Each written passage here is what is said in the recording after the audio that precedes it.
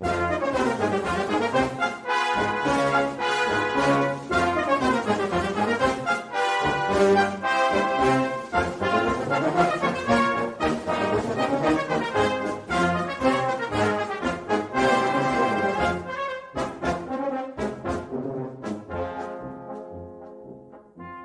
listening to Three's a Crowd, the North East Footy podcast, with Rye for Borough, Steve for Newcastle United, and Ted for Sunderland. Rye from Borough? Yeah. I think they should be called Twos Up now. Like that'll get a different kind of audience, Steve. Maybe something after 9 p.m. Double trouble. That's a bit more like, makes us sound like a pair of strippers then, like. But good morning anyway, mate. Good morning, mate. Morning. As we know, Rye's actually working today. Can you believe that? He actually has a day job. Somebody hired Rye to do a job seriously. Is he a food tester? He must be. He's got to be. The food that he eats on this show. Apparently it's something to do with logistics, which are. He must have a little brain box on him as well as being a gobshite as well, like. But, yeah, definitely. Well, may as well, I suppose, cover off Middlesbrough. Speaking of Rye, like I watched the game last night. I don't know whether you watched it, did you? No, mate. I was washing my hair. Okay. Things would rather do than watch Borough. Well, there was no else on, so I did watch it. Like, I've got to say, I was kind of impressed. Really? You know, the beat a very good Ipswich side. First half in particular, I thought Borough were excellent. So they shook off that hangover of getting beat before the international break. And to be honest, mate, that's I guess Rye's a dead tester. Oh, we'll have to ask Mrs. Rye. So yeah, listen, I think they're back on track, mate. I think it's all looking good. I thought the quality of the performance was excellent. Yeah, I think they're well on their way to getting Premier League football.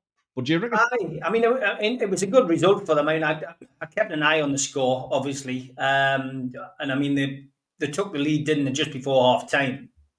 Yeah.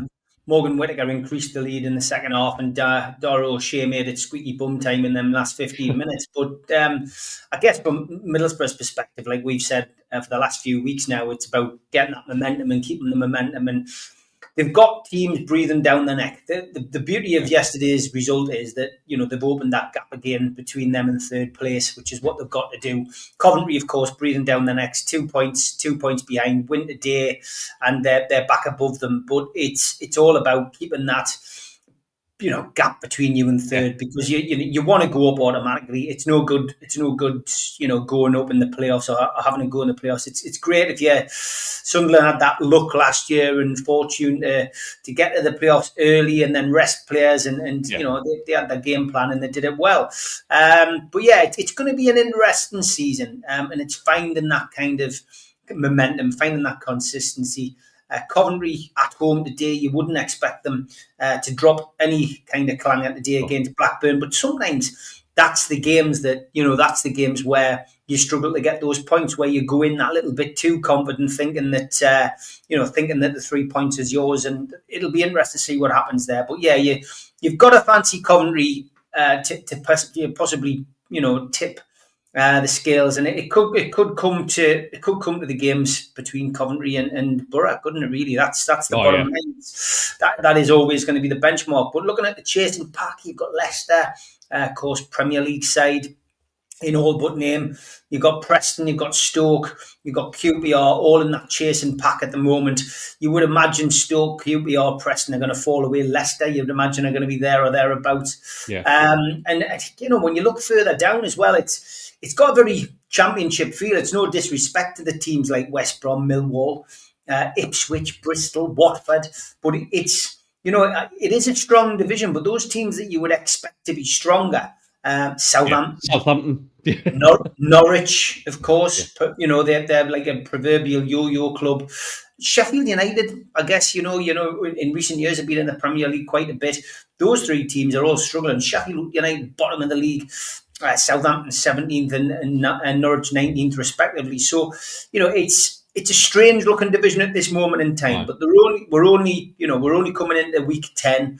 Lots can change in that course of time, and I still have a fancy for Millwall being a bit of a dark horse this year. I don't know why, but they've been there or thereabouts in years, and they've had their ups and downs. But I've just got a little suspicion that Millwall could make a little run for the playoffs this year. Just something tells us that you can't write Wrexham off. They've got the money, they've got the owners, and you're looking at Wrexham thinking, yeah, where are they going to be this year? But there's Roger, you're all right. Those names that have all got Premier League experience, and that's the thing. Derby probably to a lesser extent, back in the day, Blackburn, of course, were Premier League champions. But it's fascinating. It's a fascinating division. But like you said at the start of the show, well done to Middlesbrough. They are on course at the moment to join us in the Premier League, which would be fantastic. It would as well. And not the only thing that was a good result for Borough last night. It seems all of the fans like the new badge that's been released, which is, to be honest, exactly the same as the badge I remember. I can't see too many differences. It's back to the old circular pattern. There's rumours as to why that was ditched, of course, but I don't think we can mention any of that on air. But all right, okay. Well, there's something to do with Steve Gibson and some legalities of who owned the rights of that original circular badge and all that sort of nonsense. Right. So that guy who we used to work with used to say anyway, like, so you got to take it with a bit of a pinch of salt. Yeah. But yeah, it's nice to see them return back with a bit of a traditional look, some nice touches in the badge as well, with like sort of references to the Teesside area, although they seem to have missed out the smog and the chemical works, which is a bit of a shame. Like, cue the abuse from Teesside. So yeah, mate, international break's done. Couple of little injury concerns for us, to be honest, off the back of that. Siddiqui came back with a sprained ankle. Apparently it's not as bad as it was first reported.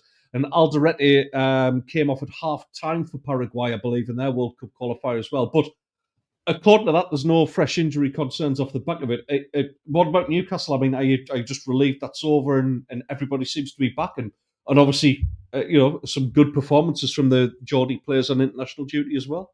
Yeah, I mean, luckily for Newcastle, injuries-wise, we seem to be on the up. It's not as bad as it could have been. I think the problem that we're going to face today with a 3:00 kickoff at the Amex in Brighton is travelling. Joe Linton and Bruno both had long distance trips to South Korea.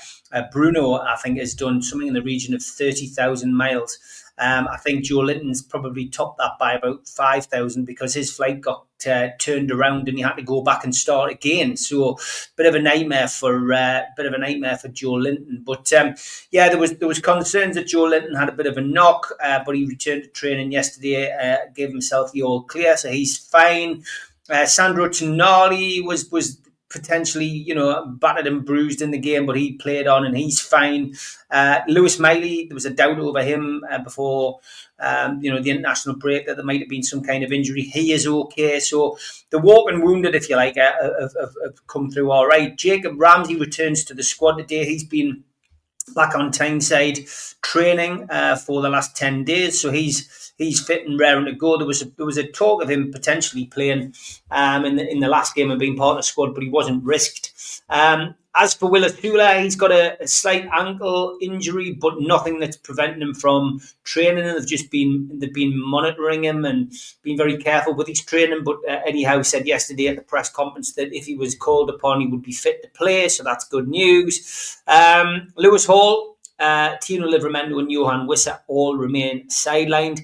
Wissa and Hall are both penciled in for a return before the November international break, which is good news because obviously social media went into a meltdown about Johan Wissa saying that it was an ACL. Eddie confirmed it's a PCL. I mean, this has got all the hallmarks of when a metatarsal became a thing because most people are going, what the hell? A PCL? Suddenly now everyone's a doctor on social media. Some people saying that a PCL is worse than an ACL. It's better to have an ACL. I've never heard anything, to confirm that. Sort of Quincy.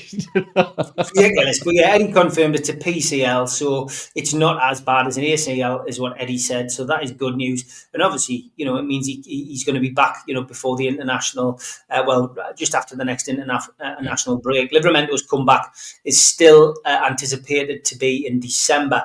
The Lewis Hall thing, I think, is a bit concerning. I think this is the kind of thing that happens, of course, with players. We end up with a situation where players are, young players, especially if they get an injury, they pick up an injury, and then, because maybe it's their first one, they then maybe pick up another one quickly because, that they're having to heal. And I think as well, I'm going to chuck it out there, but growing pains, I think, is half the problem with a lot of these players.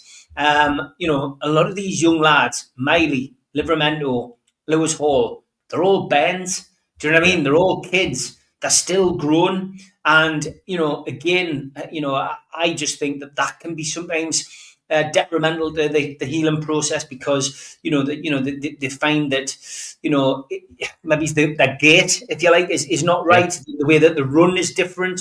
And things can change, and it can change the way that a player is developing. So I think that's why you're always very careful not to bring a young kid on too quickly and not to push him to play X amount of games, despite... That ruined Michael Bridges. That I still say to this day that ruined Michael Bridges' career, that there was too many games too soon. And that's it, isn't it? When he was at Sunderland, Peter Reid looked after him well in that sense, but when he moved to Leeds, I think he just got too much game time, mate. And it, I think it does. When your body and your bones are developing, hark at us being doctors now, there is a lot of strain put on them. So, I agree with you on that one, mate. They've got to be looked after a bit better, haven't they? Yeah, and I just think that's why Eddie Howe and the people that he's got behind the scenes are being very careful with Lewis Hall, and I think it makes sense. Yes, it's frustrating, especially with the injury to Livramento, and yes, it's frustrating for Lewis Hall because those two probably would be on the plane to the World Cup if they'd had an unblemished run in the team for the last few months. But Lewis Hall missed out on a cup final due to injury, so he's never really improved. He had a bit of a pre-season, but there has been a setback, so that's disappointing. But everyone else has come through fine.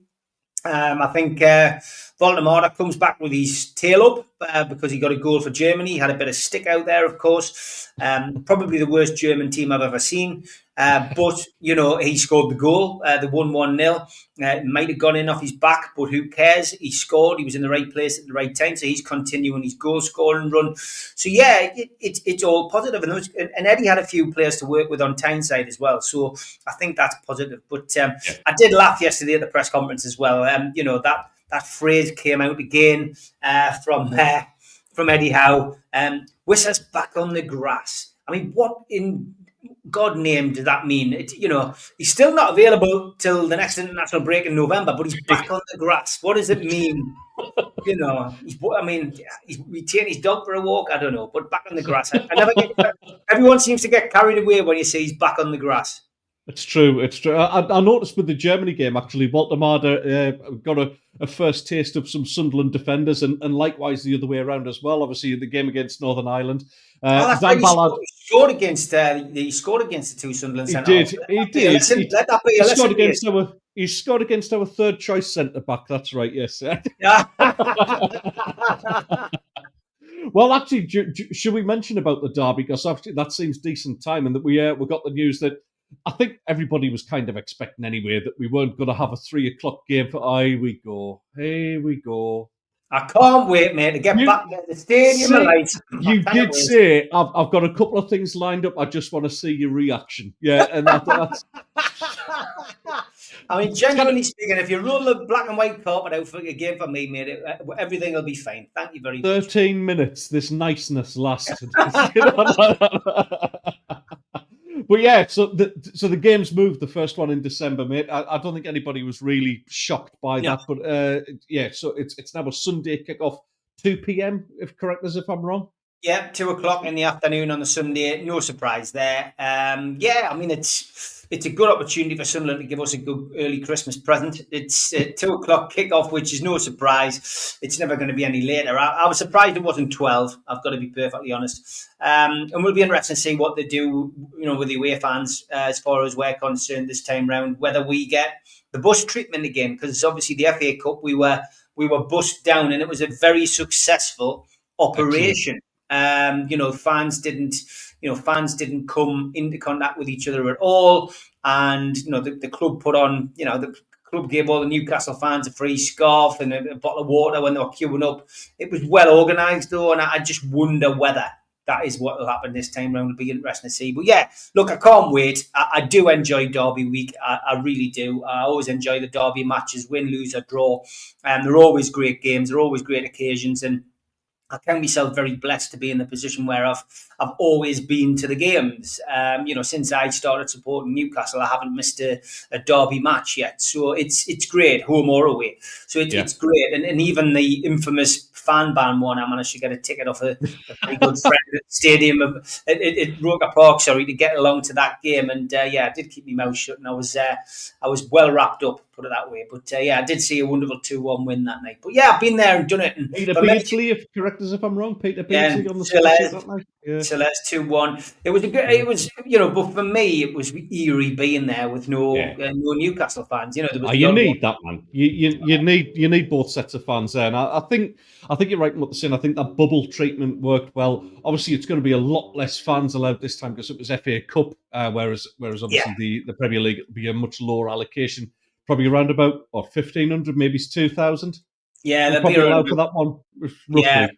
Roughly. Yeah, I think it'll be around about 2,000. Yeah, I mean, it just depends. It's the one. You'll always sell all your tickets for that one, so we will get the minimum allowance for an away end allocation. Yeah. No, I'm looking forward to it. It's my birthday weekend, so hopefully it's not ruined by an abject performance like it was in the FA Cup. But I think it's a very much a different. It's even a different club now to what it was back then, Stephen. We're not talking that long ago. You know how despondent I was that season with the Michael Beale thing and just the way things are run. Obviously, we joke about it now, but the whole debacle of the way that the management of the bar being painted black and white and things like that. It was listen, it's a different feel about it, and I think there's a bit more optimism, or certainly not thinking we're going to go into it and get absolutely spanked this time around. So I think that's at least a positive.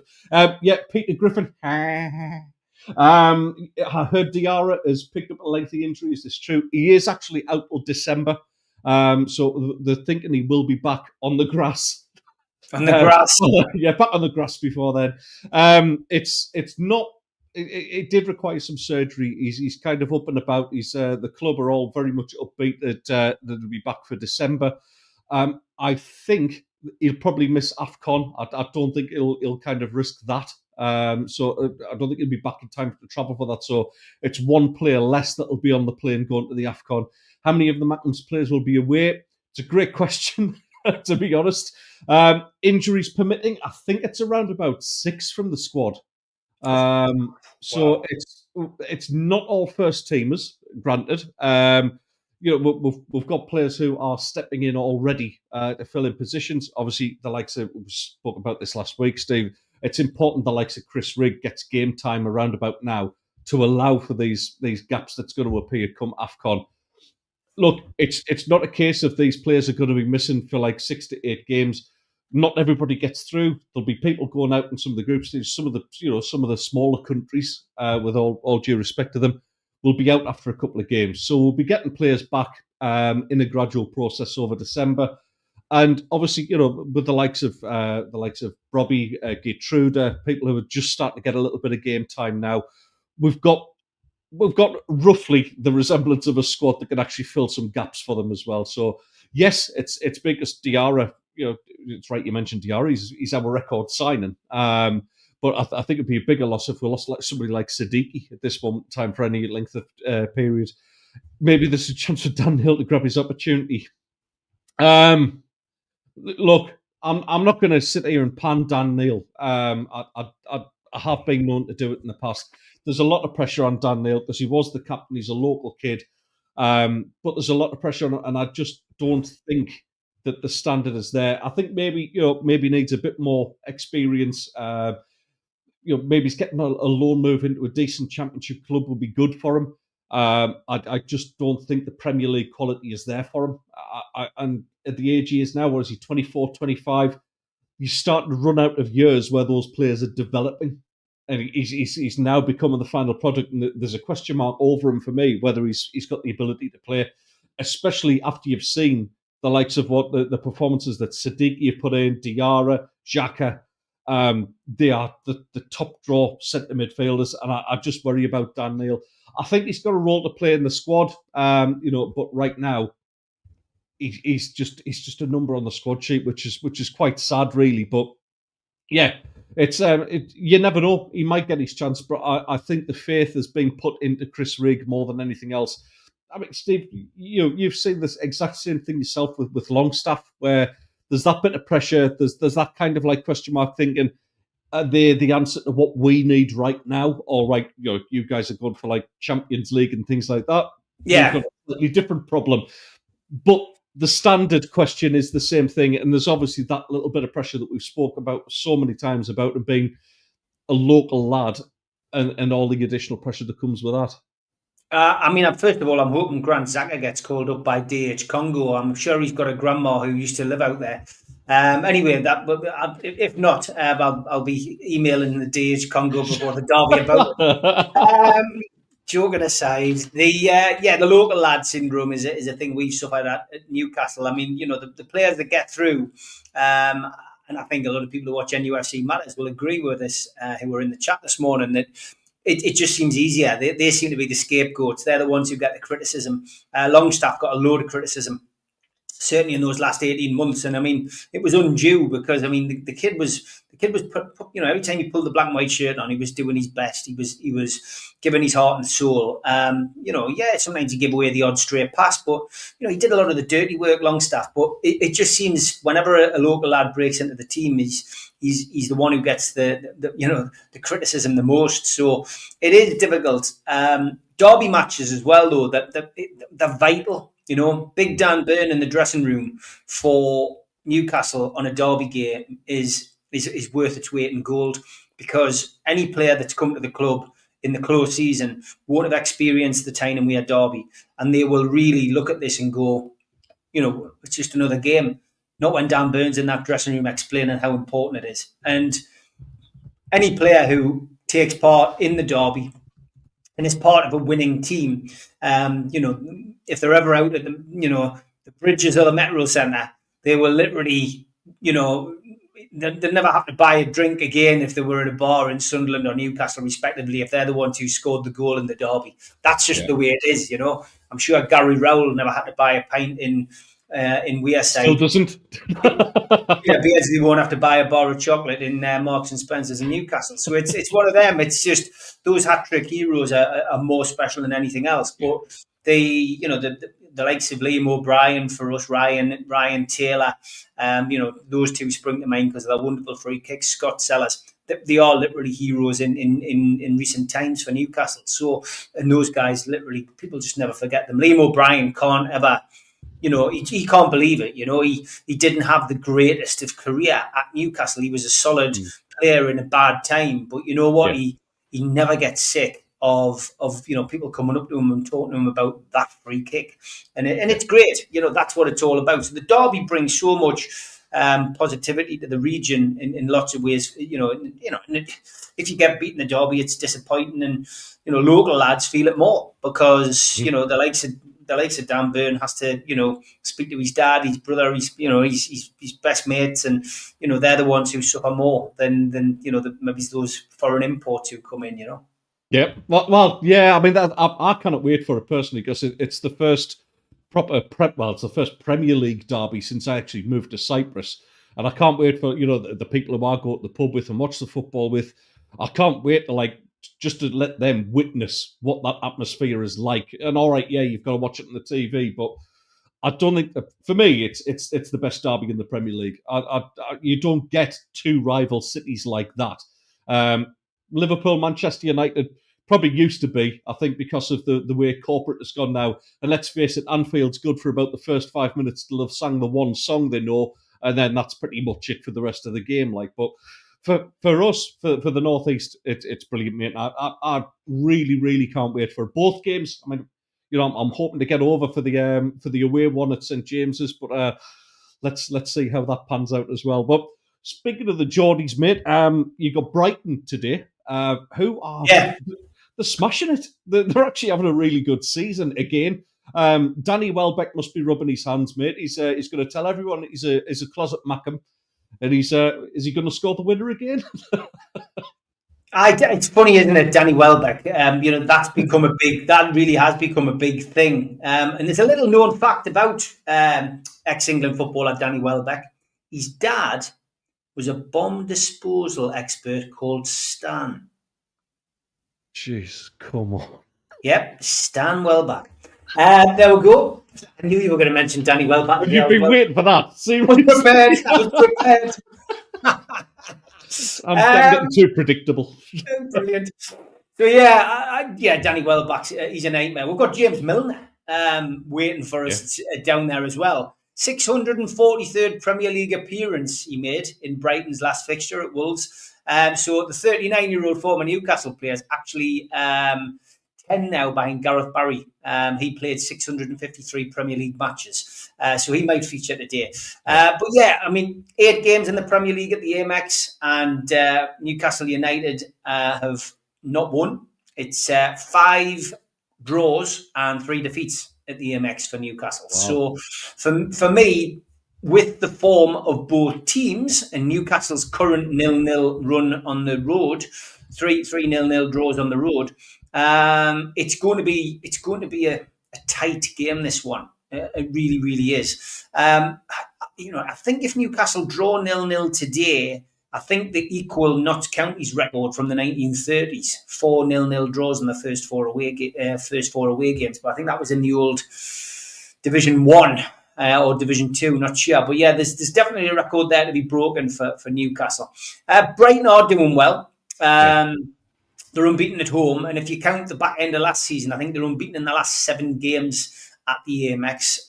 They beat Man City this season 2-1, and I think they got a couple of draws. I think one was against Spurs, if I remember rightly, and one was against Fulham, 1-1 and 2-2. So yeah, they're a tough nut to crack. They are missing a couple of players today. Solly March, Adam Webster, Brazian Grud's still out. Jack Hinchelwood is out, but Matoma's back, which he's a quality player, man. He is a really good player. Joel Veltman is back as well. They've got an injury problem from international duty. Diego Gomez is doubtfully got a knock on international duty. But yeah, I mean, Fabian Herzl has done a really good job down there, and I think that. The thing is with Brighton, at this moment in time, they're managing to do what Southampton did, which is sell players for a huge profit and keep the conveyor belt going with players coming through who are, through their academy and their youth teams. And it's amazing to see that, I think what could decide this game is literally who Eddie Howe puts out. And I know that sounds obvious, but we've got a lot of players who have been on international duty. The midfield is obviously going to be the key. And I guess the full-back slot's the problem. Tino and Lewis Hall both injured means that it is very likely that Dan Burn will play left-back. So Dan Burn's going to play left-back. You would imagine that Yankuba Minte is going to be up against him. That's going to be the big issue. He needs the support of Anthony Gordon on that left-hand side. He needs to be really putting a shift in defensively this game today. Now, Gordon's been superb for England, and the effort he's been putting in for England's been superb. So if we see the same Anthony Gordon that wears the white of England, I think we'll be okay. I predicted a 2-1 win on the Amigos this week and on Super Mac and Gibbo's show this week. I'm not going to change from that. I do feel that Nick Voldemort is in good form, and I think he's going to cause them trouble. But I also think Gordon has had that taste of it. England are going to the World Cup, and I think he's going to want to now prove to everybody that he can do it at club level. So I think Newcastle will break the jinx down there this weekend, and I do feel that we'll get 3 points. I don't think it'll be pretty, but I don't think Newcastle will get anything other than 3 points this weekend. I'm optimistic. I'll put it that way. I'm not overly confident, but we will have decisions to make. But it will depend on the team. Miley could come in, of course, for Bruno or Joe Linton. That's the big thing. But yeah, Miley's not injured, Trolls. No, it was confirmed that he's okay yesterday. But yeah, I think it's an interesting game, Ted, and it's an interesting game for both teams because Sunderland Wolves is fascinating. That's after losing at Man United, this is a game where you need to bounce back, and if they don't bounce back, then yeah. So it's two interesting games of the teams. This next 7 games in 10 days for Newcastle will shape our season. But yeah, I was looking at this, and it's one of those where it's a very, very interesting style of game where Brighton have that edge on form, certainly at home against you. And I was starting to think, I think somebody else mentioned about potentially playing 3 centre backs and maybe Anthony Gordon kind of getting up and down the wing. He's got the kind of engine that can do it. He's one of those who can put a tackle in as well, albeit sometimes not very well timed, and he ends up getting a red card. But there's something about him where I think there's more to Anthony Gordon's game, and I think he's got a little bit of flexibility about him where he can actually play that kind of role as well. Which for an England manager going into a big tournament like the World Cup, is that something that Anthony Gordon you think has got in his game? Is it something that could be looked at? Yeah, I just think with Anthony Gordon, he just thinks too much. I think he's a deep thinker, and I think that sometimes you should just concentrate on letting just letting his talent flow, you know what I mean, and not put himself under so much pressure. So I think if the less he thinks about things, I think he'd be okay. That's what I would think. So yeah, I just think that he's got to really focus on the positive place he finds himself in, and concentrate on doing what he does at an international level for Newcastle, and I think the rest will take care of itself. It's interesting the stat today as well that Craig Pawson's the referee, because he was the referee last season when we had that bizarre scenario of being awarded 3 penalties. Only one of them survived VAR scrutiny. So that will be interesting with Craig Pawson in charge. But yeah, I do think Newcastle will get 3 points, and I just think a 2-1 win. I think is where we're at, and I think we'll do well, mate. Well, I'm going to go with Roger, and I'm going to go with Supermac, and I'm going to say a 1-1. That's a steamed company there with Roger and Supermac, so I don't think I can be too far off the pace for that one. Yeah, one's each, I think, mate. I think it's they are a tough nut to crack. I think going away to Brighton and getting a draw is not a bad result at all. And certainly when it comes to our turn, we'll snap anybody's hand off for a point down there, without a doubt. We're pretty much halfway through, mate. So I believe it's Jules' favourite point of the show. Is that right? It is. Here's the cat.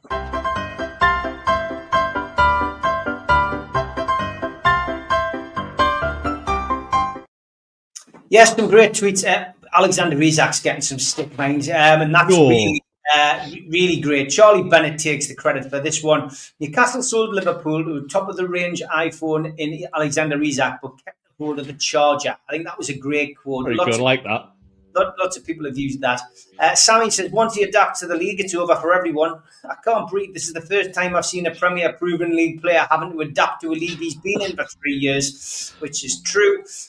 True Geordie said, Sweden's manager backed Isak going on strike in the summer. Isak arrived unfit for World Cup qualifiers and failed to score in all 3 games. Sweden lost every game, costing the manager his job. I wonder if he still agrees with him going on strike.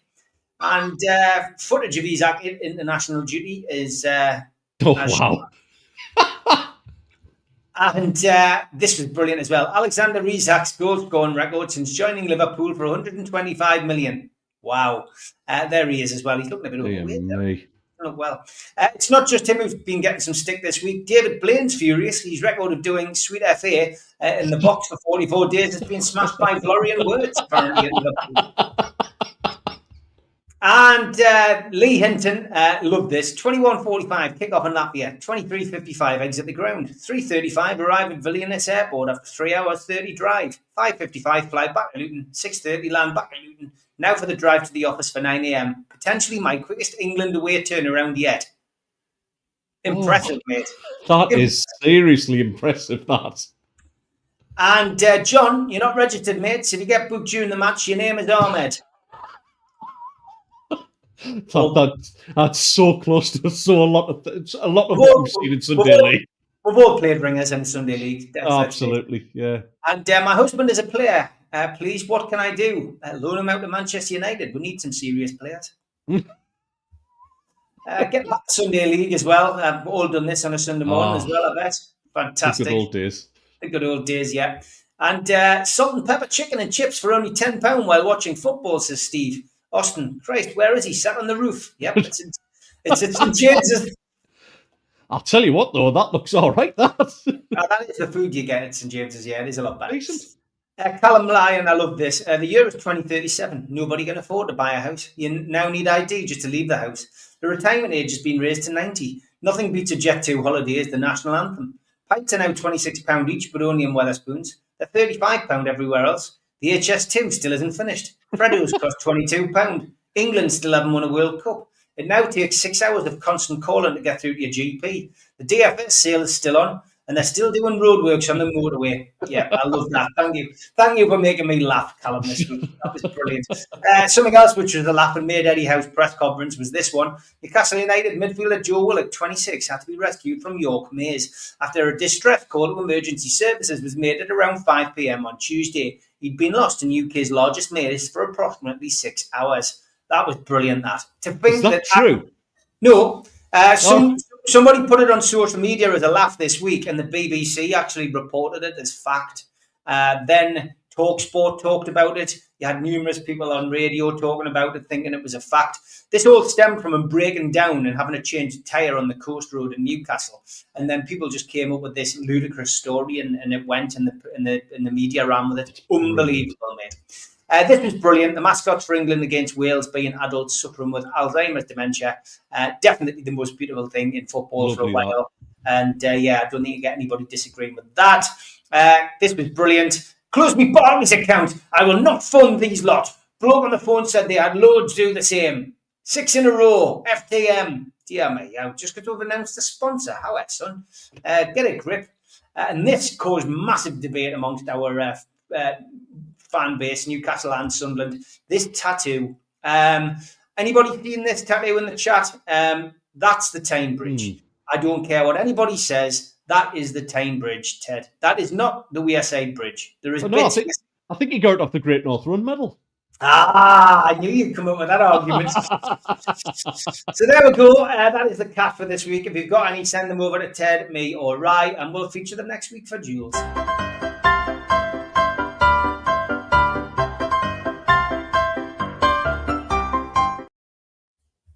So just before we go into the Sunderland review against Wolves for today, like again that everybody's saying we should win comfortably, I'm not so sure about that. I'll tell you why very shortly. During the week, it's Founders Week at Sunderland AFC, so we're kind of celebrating the history of the club and some of the great characters that's pulled the shirt on. And there was a talk in during the week, Steve, with Peter Reid and Kevin Ball, who. Two absolute icons of the club. Certainly, late 90s, early 2000s, really guided us to our highest ever Premier League finishes, 7th twice in a row. Obviously, the fans absolutely delighted to see them. Peter Reid still just holds the club in so much affection and regard, and say the pride he feels for being the last manager at Roker Park, the first manager at the Stadium of Light. A great footballing character, but both him and Kevin Ball, proper footballing hard men. And, that's something that we've seen. And I think it's kind of why we like Granit Xhaka, is there's a little bit of an echo about that, a little bit of nastiness about him. But it's still, for me, it's nothing like what it used to be. I mean, I think Lee Cattermole and Lorik Sana were probably the two last real hard cases we had. Bally, obviously, there's one of my favourite clips of him is the tackle he goes in with Duncan Ferguson, in the derby, where he actually hits his own crossbar, that he hits the tackle that hard. You just don't see it anymore. And obviously, the rules have changed and players are protected a little bit more. But it just got me thinking about the favourite hard men. And I'm sure there'll be plenty of comments in here of players we've all loved over the past. Sam Allardyce was another one. Gary Bennett for us. And when I think of like the Newcastle ones, for me, in my lifetime, I can't think of a tougher player than Kilcline for Newcastle. Is that about where the pinnacle lies with football and hard men? I think with Killer, there's no doubt Killer was definitely up there with. I mean, he was one of Kevin Keegan's best signings. Brian Kilcline was one of those people who, he'd been there, done it, got the T-shirt, but he won the FA Cup, didn't he? With Coventry. Coventry City. I mean, he was captain of the team, but he came in with such, with such a great reputation. But yeah, he grabbed the team by the scruff of the neck, and he did so well. But yeah, I think on top of that, we had John Anderson, another one who probably springs to mind. Ando, he was absolutely superb. David McCreary back in the 80s as well, another one, and Billy Whitehurst, I think was an absolute he'd the ball for both Newcastle and Sunderland. Yes. Yeah, David Barry, Malcolm Allen in The Entertainers, certainly. Billy Whitehurst was a thug, says Graham. But yeah, I mean, those kind of players were like, they were an acquired taste. And I guess the person who didn't play for either of our clubs, but everybody remembers is Vinnie Jones. Vinnie Jones was, the man who got the quickest sending off in the Premier League. I think it was something like 18 seconds against Sheffield United. And he just made a career of it after that, He became like one of the biggest. But there's been some great ones over the years. Steve McMahon was probably the Liverpool one for me. He was dirty. There was that infamous moment when Wimbledon won the cup final where Vinnie took McMahon out early doors and cut him under the eye, and you never saw McMahon for the rest of the game. That was almost like changing of the guard. Roy Keane, I thought he had a cheek slagging Shearer the other week for being a cheat, like and being sneaky because he was sneaky. You know what I mean? And for me, Keane epitomised that, and it was him against Vieira. It was a fascinating battle every time Man U played Arsenal back in the day. But yeah, I mean, I've got a good relationship with Kevin Ball. I've got to meet Bally many times, and I've worked with Bally on the talking circuit. I like him a lot. Gary Bennett wasn't one to be messed with. David Speedy. David Speedy. Exactly. You see, Speedy and Wise were slippery, slimy characters. Like for me, on the football pitch, they weren't hard men. But every team needed one. Paul McGrath. There's another player, man. There's another one who not only could he play football, and yes, Graham, I would. Joe Linton, Newcastle's enforcer, is probably what he's become in that midfield. Big Duncan Ferguson's another one from Newcastle. Yeah, he was just an absolute. You wouldn't burgle his house, would you? No. Muscat. But yeah, look, I mean, there's some great names. There's some great names there, and there's been some great, but there were characters as well. Yeah. And the play. John Bailey at Everton, who came to Newcastle probably when he wasn't at his best. John Bailey was another one who you wouldn't mess with. There's some good fullbacks.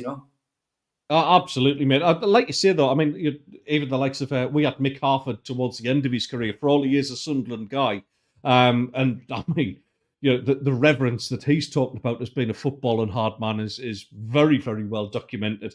But they could all play, Steve. That's the difference, and I think that's kind of Vinnie Jones for me, not a great player by any stretch of the imagination. Good leader, but a dirty player. The likes of the top end of those, with the likes of Graham Souness, who could actually play the game of football, and Harford could, Kilcline, fantastic defender. It's something that's missing out the game now. I think we have got it now. I am looking forward to the derby from the respect of I can't wait for our two midfielders to get stuck into each other. Really can't. I think the likes of Bruno and Joe Linton going against the likes of Diarra and Xhaka, it's definitely not going to finish 11 aside. That's absolutely a given. It's just going to be great fun to watch it and actually get a feel of proper physical battles again in football, which I personally miss seeing it. You see some of the tackles going in last night, and we've both played Sunday League and had much worse than what was going on last night, and got up and not even had the gumption to say anything to the referee about it. So it's something, like I say, with the old school hard men, something that's missing out the game. But let's hope Xhaka and Joe Linton bring a bit of it back. Joe Allen described Mick Harford as he's as hard as goat's knees. Beautiful. Joe Allen is a poet, like it's got to be said, and a comedian, to be fair to him. So yeah, I suppose on the subject of Mackems and all that sort of thing, and tough game against Wolves, mate, because I don't think they're as bad as what a lot of people are making out. And no, they're not. Some of our learned viewers on here are sharing that, mate. I'll let you speak first, because you defended them, and I think it was I'm forgetting who they played against, where you commented saying they're going to come back up the table shortly. So yeah, we played them. We only played them. We only played them 4 weeks ago, and it was a very, very tough game.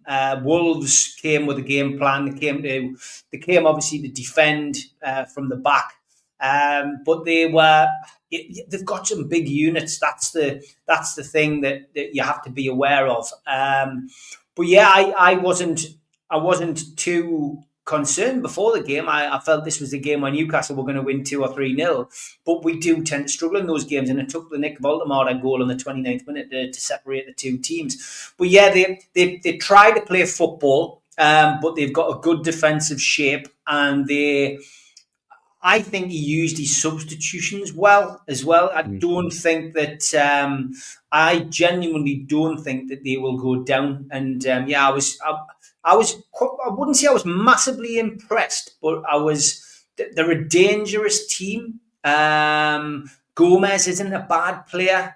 He's Strand Larson obviously was on the Newcastle radar. Yeah, I think Gomez just finds space. I do think he's one of those players that can find space. And I just listen.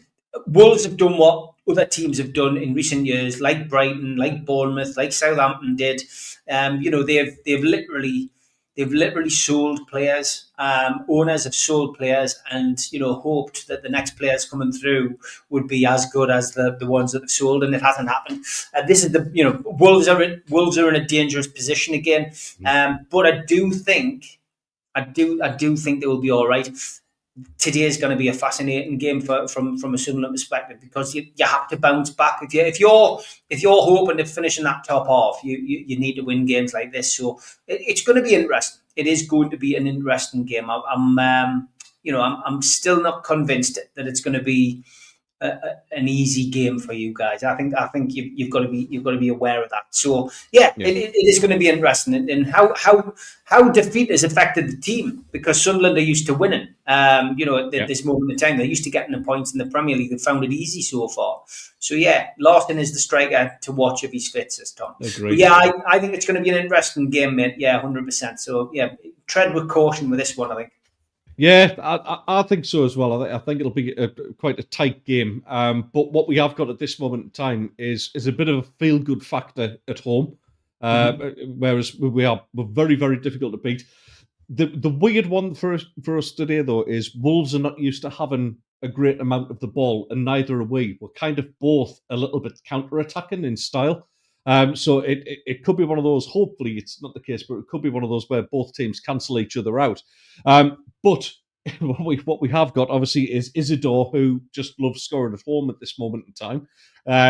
So we've got that little bit of quality where we can cause these teams trouble. I think Wolves are going to look at this as, I think Wolves are probably looking at that game kind of thinking, well, here's our chance to bounce back and grab 3 points on the road, 3 precious points. But I just think we've got a little bit quality about us. The Man United game hurt us a little bit, and I think Regis Lebris maybe got the shape of the side wrong. We finished the game a hell of a lot better than what we started it, that's for sure. So, yeah, going back at home, full house again today. I actually fancy us, mate.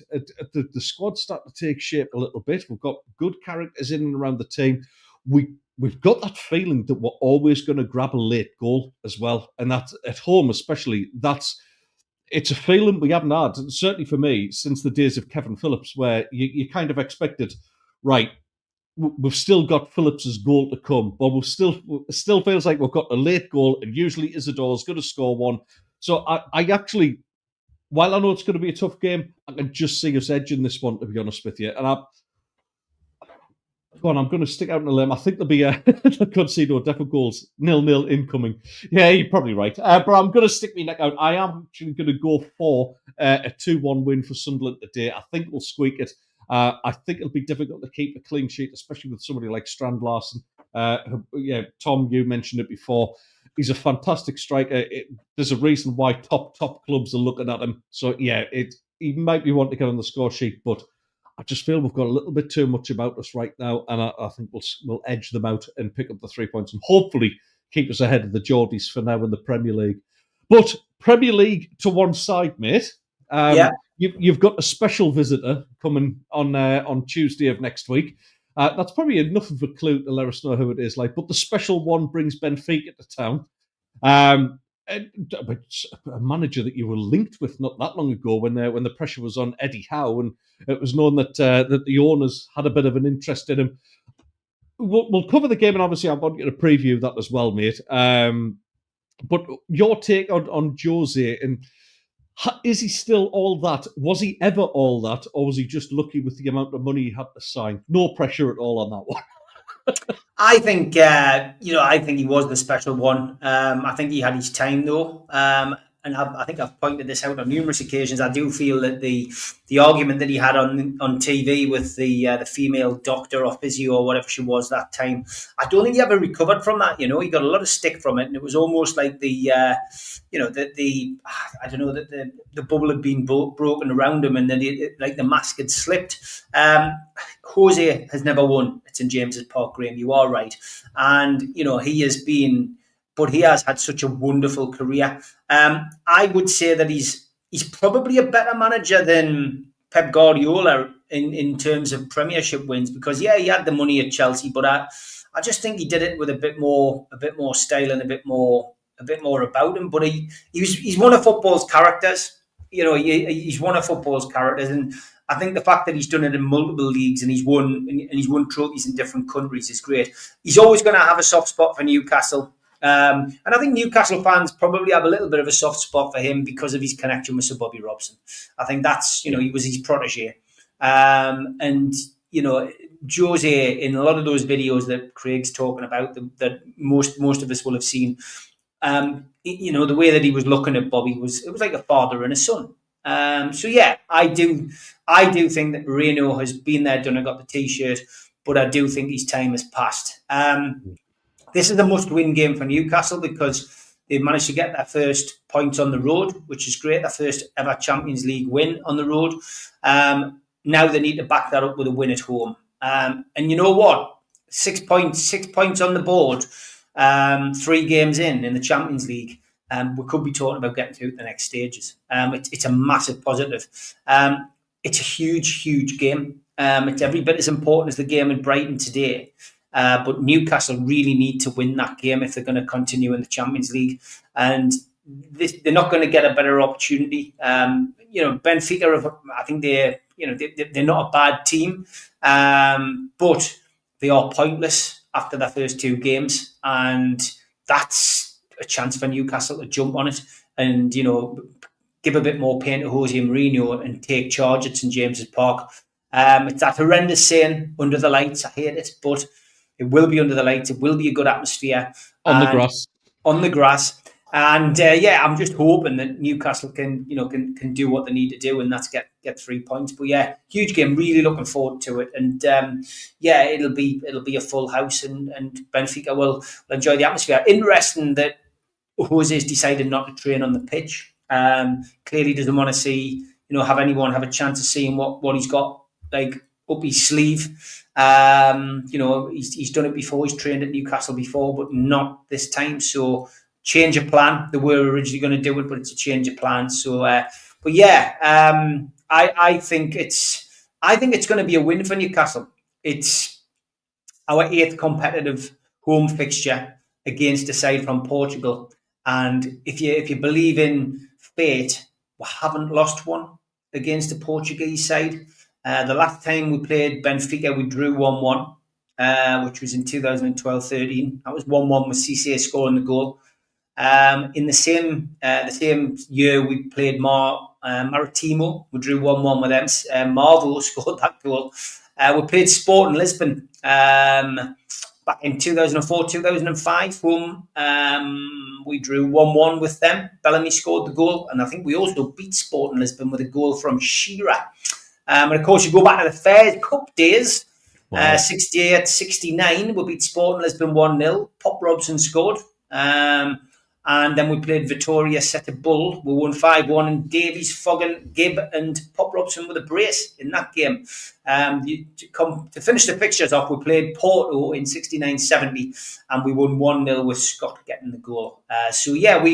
We've got a good record against Portuguese side, and I'm going to go for a Newcastle win. I'm going to go for a solid performance at the back and a 1-0 win for Newcastle in that game. Well, after you've explained that about the magnificent record, I've got to go for a 1-0 Benfica win, haven't I? But no, listen, I mean, I got pulled up. I'm not saying Jose has been lucky. There's a lot of haters out there, probably Spurs fans, to be fair, like who will say, well, he's always had decent squads and he's had money to spend. For me, I think there was a time where Mourinho was the best manager on the planet, without a shadow of a doubt. I love what he's done with the whole, right, well, we're not going to train at St. James's Park. I nearly said Stadium of Light because it's in front of me. I'm so sorry. The original one that Benfica have, of course. Stadio de Luz. Yes, absolutely. I think it's a little bit of mind games again. It's Jose just being Jose. I don't think he's going to turn out a side that's going to play 4 up front and play expansive football. So it's going to be very much park the bus and a typical Jose away performance. It's going to be one of those where you've just got to wait and be patient, Steve, I guess. Man U sacked him now. Look at them. Yeah, you're right there, Davey. He should have been hired instead of Moyes, to be honest, at Manchester United. That's when the timing would have been perfect for that. But yeah, getting back to the game, the no pushover, as somebody's already mentioned, they're actually unbeaten in the league. It was Tom who mentioned that. They haven't lost a game yet. There's going to be... It's just one of those, mate, where you're expected to win it. It's a game where, yes, you should be looking to progress and all that, but it's Benfica, it's Jose. There's just a little bit of niggle and a bit of it could be a dull game and just silence the crowd a little bit. So yeah, listen, in all honesty, I think Newcastle will probably edge it. I'm going the same as you. I think it'll be a 1-0 win, but it's just going to be one of those where he might just get one over on you. And you've got to be careful with Jose because there's still something left in the tank there. Would you have liked to have seen him at Newcastle? I think years ago it would have been great to come in as a Newcastle manager, but in the times that we've been linked with him, no, and certainly not. The clamour for like a Mancini or a Mourinho or a big name to come in and be Newcastle manager. It's never appealed to me, simply because those managers demand ridiculous amounts of money to spend each transfer window, and it was never going to be possible. Mancini wasn't going to be able to come in and spend 200 million a window, and likewise Mourinho. They do rely on having money to spend, so never going to happen as far as Newcastle are concerned. It's all built on that emotional connection with Sir Bobby Robson, and whilst I get it. That's not really the reason to give him the job at St James's Park. But and plus, on top of that, the fact he's never won at St James's Park doesn't bode well for him if he became a Newcastle manager, does it really? Yeah, he'd not win a game as a home manager. Well, we'll see. Listen, I think like you say, he's had his day, but for anybody that kind of likes to take the swipe that he's been lucky and just it's been because of the money at staff, because he changed the art of football in the Premier League. He became much more about the park the bus and about great defending. The likes of the Carvalho and Terry that he had together. He kind of made it a little bit more boring. Don't get me wrong, but at the same time, they were just so hard to beat. And somebody who likes watching defenders, I think Mourinho brought a lot to the game in that respect. Management would have undercut the special one in the last regime, like they did King Kev. Yeah, I think that's probably a decent shout. Just one more comment, Davey T. I think it's a decent one. This as well. I still think we're a bit naive in how to play good European sides, dark arts, and all that. That's where experience is going to come in, Steve, against these teams, isn't it? Where you need the likes of Bruno and Tonali, especially, is nous of the European game, and using that experience not to get sucked in, to be patient, wait for your opportunities and take them. Are you right? I've not seen this player. To be honest, I didn't watch that game, so I'm afraid no is the answer, no. Stephen. But yeah, thanks, mate. Great show, and hopefully Rye might bother his horse next week. Well, you never know. It'd be nice to see him, wouldn't it? Yeah, would be. Good stuff, mate. Well done. Great show. And you. Thank you very much. And thank you, everybody, for joining in, watching, listening. Don't forget to like and subscribe to Steve and NUFC Matters and myself, Ted the Mackham. And, of course, Rye at Invictus, and try and encourage him to come back and stop working too hard. Good stuff. See you next week. See you later, buddy. I better play the right music. Oh, no. I was very, very close to playing the wrong music there, but nobody noticed. Three's a Crowd podcast will return. That's not a threat, it's a promise.